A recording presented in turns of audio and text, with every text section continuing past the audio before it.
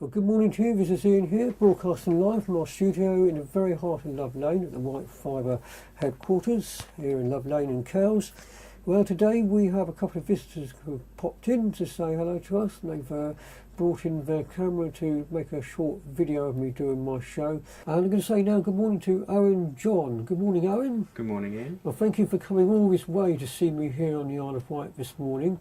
And you're making a video all about congenital rubella syndrome. Could you just explain to the listeners what this video is all about? Thank you. Yeah, I work for the Oxford Vaccine Group, which is part of the University of Oxford, and as part of a new project called the Vaccine Knowledge Project, we're making a series of short films about the impact that infectious diseases can have on people. And this morning we've come down to talk to Ian about CRS, congenital rubella syndrome, finding out what impact it's had on him throughout his life.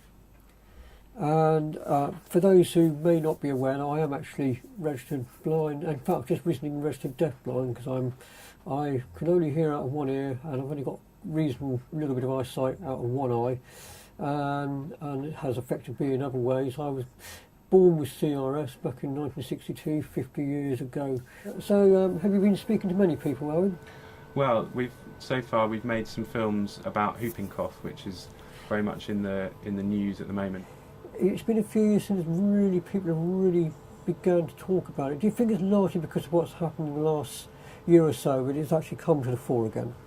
I think that's right. I think a lot of these diseases are not seen that much anymore because of the vaccination programs, and they're not so present in people's minds as a result, and people don't rate them as dangerous and as serious as they really are. And it takes, unfortunately, sort of news of deaths for people to really start taking them seriously again.